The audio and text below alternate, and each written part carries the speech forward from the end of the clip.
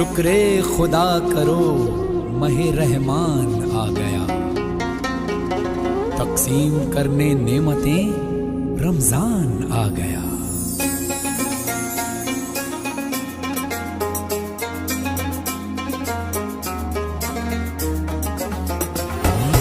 اللہ تیرا ہے احسان، روز نمازیں اور قرآن ہے یہ سب روح ایمان، نور رمضان نور رمضان نور رمضان نور رمضان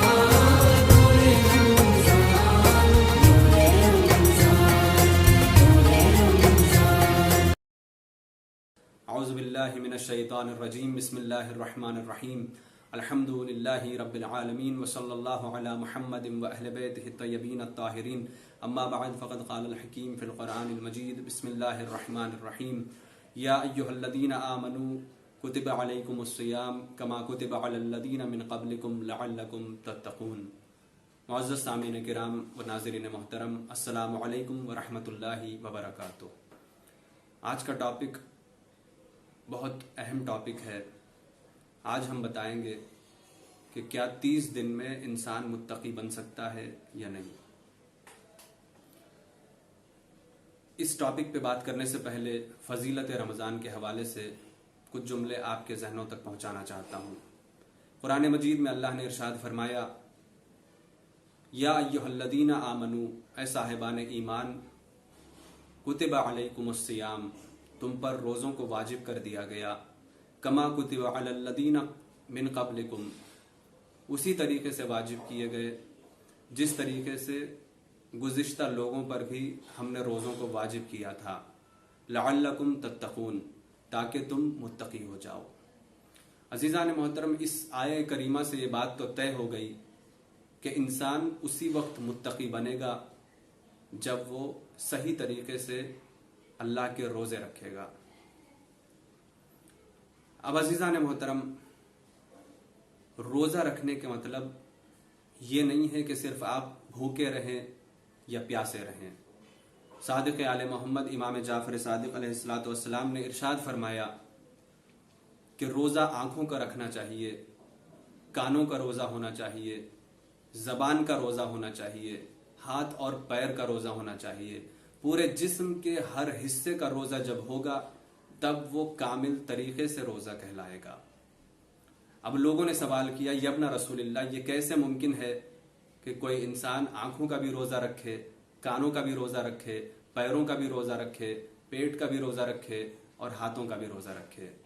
تو امام علی جناب نے ارشاد فرمایا، آنکھوں کا روزہ یہ ہے کہ تم نامحرم کو نہ دیکھو، یہ آنکھوں کا روزہ کہلائے گا، اور غیبت کو نہ سنو، یہ کانوں کا روزہ ہے۔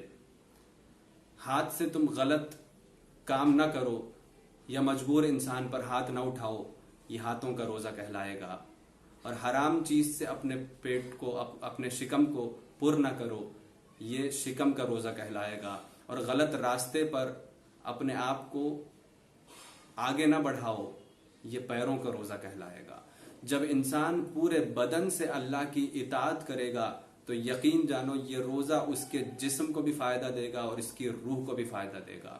جسم کو اس طریقے سے فائدہ دے گا کہ اس کے جسم میں جتنی غلاظتیں ہیں وہ ساری ختم ہو جائیں گی، اور جتنے حرام غذائیں تھیں وہ ساری کی ساری گھل جائیں گی، ختم ہو جائیں گی، محو ہو جائیں گی، اور روح کو اس کی بلندی اس طریقے سے ملے گی کہ اس کے اوپر جو گناہ کے دھبے تھے اس روزے کے برکت سے سارے دھبے دور ہو جائیں گے، اور وہ ایسا پاک و پاکیزہ ہو جائے گا جیسے ایک چھوٹے بچے کی روح ہوا کرتی ہے۔ تو عزیزان محترم، جب انسان اس طریقے سے روزہ رکھے گا تو یقین جانو 30 دن کے اندر وہ متقی ہو جائے گا۔ جو روزہ رکھتا ہے اسے مخلص کہتے ہیں، یعنی خالص انسان۔ وہی انسان روزہ رکھے گا جو خالص ہوگا، جس کے ذہنوں میں، جس کی عقلوں میں ملاوٹ پائی جاتی ہو، جو اللہ کی عبادت سے دور رہا کرتا ہو، وہ روزہ نہیں رکھ سکتا۔ روزہ بھی توفیق پروردگار ہے، روزہ بھی وہی رکھ سکتا ہے جسے اللہ توفیق دیتا ہے۔ تو عزیزان محترم، سب سے پہلے روزہ رکھتے ہوئے آپ شکر کا سجدہ کریں، کیونکہ اللہ نے یہ توفیق دی کہ تم روزہ رکھ رہے ہو. روزہ یعنی اللہ کے مہمان بن رہے ہو. آپ دسترخوان خداوندی پہ بیٹھ کے اللہ کی نعمتوں کو کھا کے اللہ کا شکر ادا کر رہے ہو. یہ سب سے پہلا آپ شکر کا سجدہ کریں. اس کے بعد جب روزہ مکمل ہو جائے تو پھر ایک اور بار شکر کا سجدہ کریں، کیونکہ آپ نے ویسے ہی روزہ رکھا جیسے محمد و آل محمد علیہ السلام نے ہمیں تعلیم فرمائی. جب اس طریقے سے آپ روزہ رکھو گے تو آپ متقی بن جاؤ گے، آپ مخلص بن جاؤ گے. ہمیں اس ماہ مبارک میں اپنے نفس کو ایسا پاک کرنا ہے، ایسا پاک کرنا ہے کہ ہم مخلص بندے سے مخلص بندے میں ہو جائیں. اب سوال یہ ہے کہ مخلص کیا ہے اور مخلص کیا ہے؟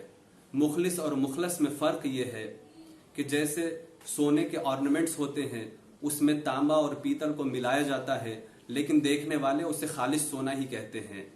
لیکن اگر اسی سونے کو آپ اسی سونے کے ایک بسکٹ پر نظر ڈالیں تو انسان اب اسے خالص سونا نہیں کہے گا بلکہ اسے مخلص سونا کہے گا. جہاں پہ تھوڑی بہت ملاوٹ پائی جائے اسے مخلص کہتے ہیں. جیسا تھوڑے بہت گناہ اس کے دامن میں پائے جاتے ہوں تو اس انسان کو مخلص کہتے ہیں. اگر وہی انسان توبہ کر کے اپنے آپ کو صاف کرے گا، اپنے آپ کو طاہر کر لے گا اور اللہ کی بارگاہ میں اطاعت کے لیے سر کو تسلیم کر لے گا تو اس وقت اس انسان کو اب مومن مخلص نہیں کہتے بلکہ مومن مخلص کہتے ہیں، جس میں کوئی ملاوٹ نہیں پائی جاتی. اب سونے کے بسکٹ میں جیسے کوئی ملاوٹ نہیں ہوتی، اسی طریقے سے انسان میں بھی کوئی ملاوٹ نہیں ہوگی. اب نہ اس میں ریاکاری ہوگی، نہ اس میں کینہ کپٹ ہوگا، نہ اس میں دشمنی ہوگی، نہ اس میں بغض و حسد ہوگا، نہ اس میں دشمنی ہوگی، بلکہ وہ اللہ کے لیے ہر عمل کرے گا. جب انسان اس طریقے سے عمل کرے گا تو اللہ کہتا ہے کہ اس کا روزہ میرے لیے ہوگا اور اس کی جزا میں خود دوں گا.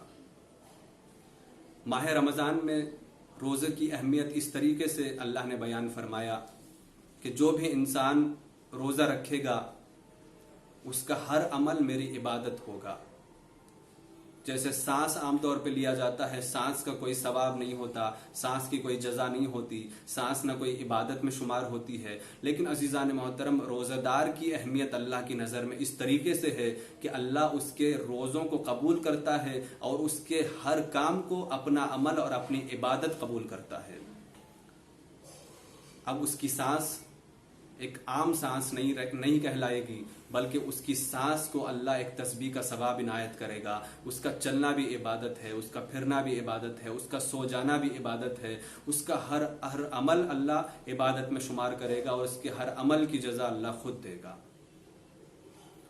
تو عزیزان محترم، جب انسان ماہ مبارک رمضان میں اپنے آپ کو خالص اور مخلص بنا دے گا تو ہمیں شیطان بھٹکا نہیں پائے گا، شیطان گمراہ نہیں کرے گا، شیطان کے وسوسوں سے ہمارے ایمان ڈاماڈول نہیں ہوں گے. تو یہی عزیزان محترم، جب شیطان بارگاہ خداوندی سے نکل رہا تھا تو یہ سوال کیا تھا پروردگار سے اور ایک بات کہی تھی، پروردگار تو گواہ رہنا، مجھے تیرے عزت و جلال کی قسم ہے، میں تیرے سارے بندوں کو بہکا دوں گا، میں تیرے سارے بندوں کو بھٹکا دوں گا، راہ نجات سے سب کو ہٹا دوں گا، راہ مستقیم سے سب کو الگ کر دوں گا. تو اللہ نے بھی اس سے مسکراتے ہوئے ایک بات کہی ہے، اے شیطان تو جسے بھٹکانا چاہتا ہے بھٹکا لے، لیکن میرے مخلص بندوں کو نہیں بھٹکا پائے گا، میرے خاص بندوں کو نہیں بھٹکا پائے گا، میرے خلوص ترین بندوں کو نہیں بھٹکا پائے گا. تو عزیزان محترم، یہ مخلص بندے کہاں سے ملتے ہیں؟ یہ خالص بندے کہاں سے ملتے ہیں؟ یہ خاص بندے کہاں سے ملتے ہیں؟